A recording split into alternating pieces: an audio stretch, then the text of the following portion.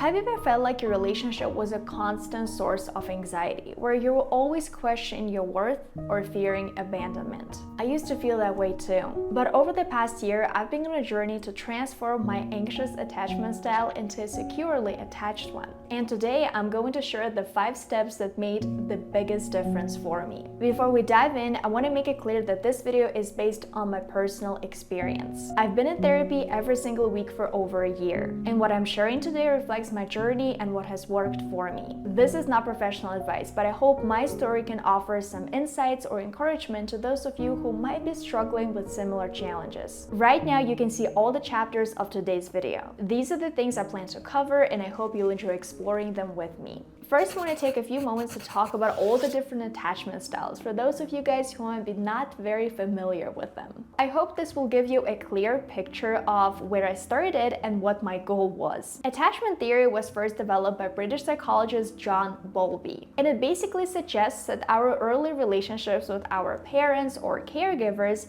influence how we form relationships later on in life with our friends and our romantic partners. And there are 4 main attachment styles. I will show you guys all of them, but we'll pay more attention to the one that I used to have and the one that I have right now. So the attachment style I had pretty much my whole life was the anxious-preoccupied attachment. People with this attachment style often want to be very close to others, but worry about being left behind or abandoned. They often have low self-esteem and constantly seek reassurance from their partners. This can make them appear clingy or over-dependent in their relationships. The attachment style that I really wanted to have, and I think I have it right now, is secure attachment. At least I was really working on having it right now. People with a secure attachment style usually feel at ease with both being close to others and being independent. They trust others easily and are generally confident in their relationships. They know how to balance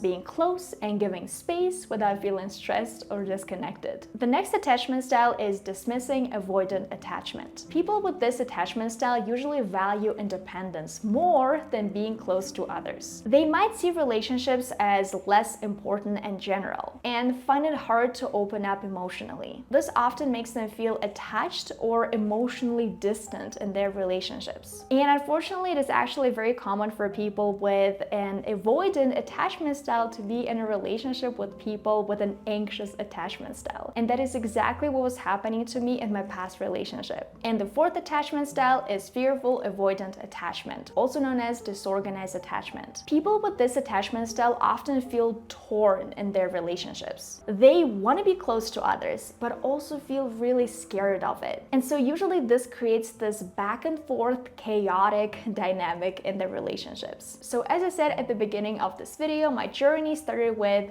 an anxious preoccupied attachment style, or how it's simply called on the internet, the anxious attachment style. And over time, I had to do a lot of work to move closer to this secure attachment style. So let's dive into all the steps that helped me make that shift. Step 1, which was probably one of the major ones for me, was recognizing my attachment style, because a lot of people don't know what attachment style they have.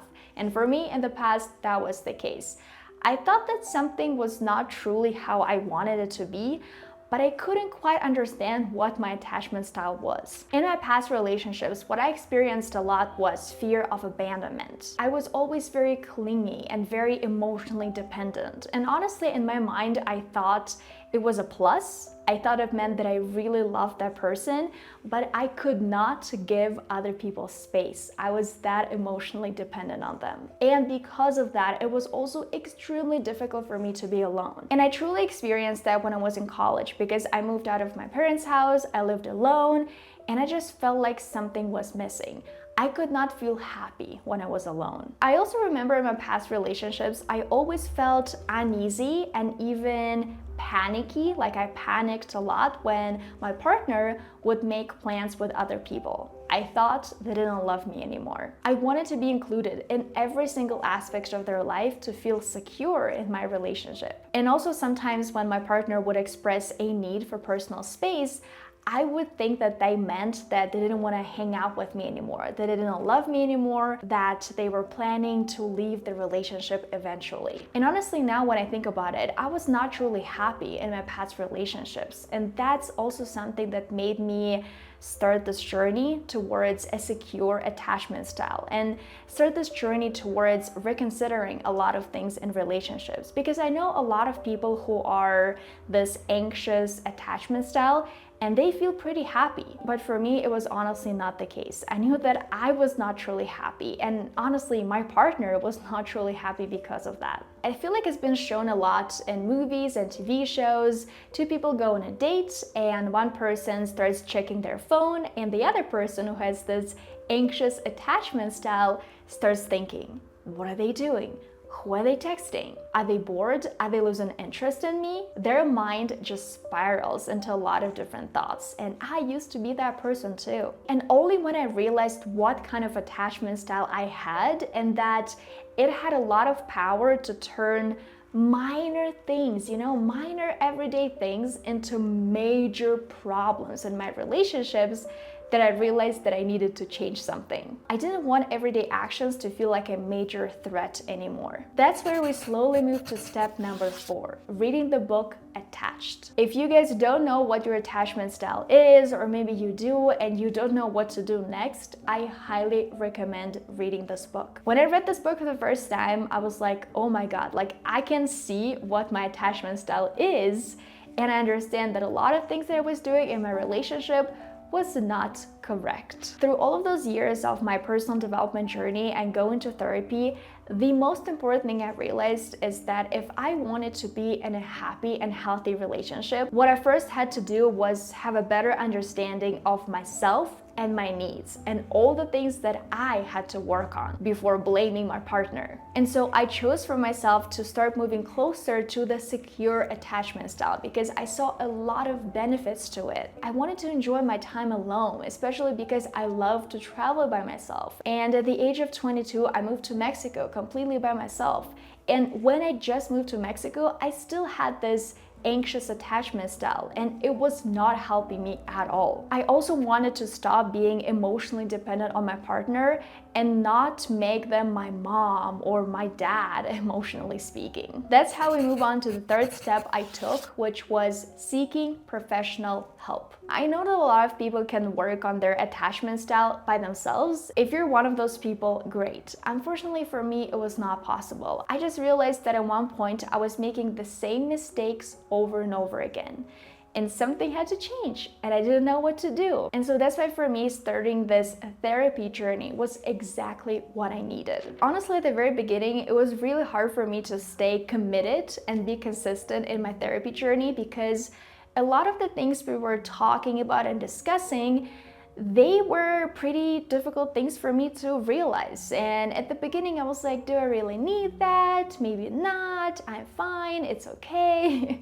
But then I realized that I was getting a lot of benefits from that, from consistent therapy with a great therapist. And honestly, I had to change some therapists before I found the one that I have right now. The biggest thing that professional help gave me when it came to my anxious attachment style was actually learning how to be more aware of my emotions and what to do with them. A lot of us read self-improvement books and we learn a lot of great things this way. But unfortunately, not a lot of people actually do something, do all of those practical exercises. Analyze, do some self-reflection in their journal and think what mistakes they made and what they can do next. And so therapy really provided all the necessary tools for change that I could use later by myself in my own personal development journey. Step number 4 is all about developing self-awareness. When I realized that in all of my past relationships, I had this anxious attachment style, I also started noticing all the triggers and patterns in my past relationships. Honestly, the biggest thing for me when it comes to self-help tools was journaling. And journaling is so easy to do.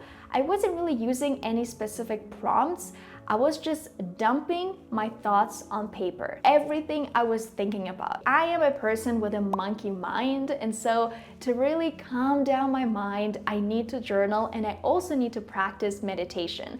And that's another self-help tool that helped me a lot. Because I think once you start realizing how many mistakes you made in your past relationships, some people really start beating themselves up for that, and meditation really helped me overcome that challenge, because I realized that, these are all the mistakes that I made. It's absolutely okay. At that point, I didn't know any better. I didn't know anything about the secure attachment style. All I knew was what I was doing, and I didn't even know that I had this anxious attachment style at that time. And the biggest aha moment for me was when one day, it was Saturday, I still remember there was Saturday, I spent the whole day by myself and I felt truly happy. I did all the activities by myself, without my friends, without my partner, and I felt truly happy. And so that day I was like, oh my God, I think I have made a lot of progress, because just a few years ago, the idea of doing things by myself without my partner was too much for me. And finally, a very big thing that I absolutely have to mention in this video is my step number 5, being self-compassionate. When you start working on yourself, the biggest thing that I really don't want to happen is for you to start feeling that, oh my God, I can't believe I used to be that person. It's horrible, it's absolutely disgusting. No, you used to be that person, now you're changing, it's absolutely okay. So developing this self-compassion is extremely important, being kind to yourself throughout the whole journey, because this way you will finally start valuing yourself more for who you are, for all the things that you can learn, for how you can change and better yourself. And if you practice self-compassion and have a lot of self-worth, this will have a positive impact on your attachment style as well. It's honestly all about building healthy boundaries, and building those healthy boundaries with yourself too. Not using negative self-talk toward yourself, being kind and doing all the things that bring you joy. I think on this channel in general, I talk a lot about the importance of having healthy boundaries, because having healthy boundaries with anything, in your relationships, with yourself, with technology, is so important nowadays. As I wrap up this video, I really want to remind you that moving from this anxious to secure attachment style is a journey. It's not a race, and it doesn't happen quickly for a lot of people. If you're struggling with similar issues, I encourage you to seek help.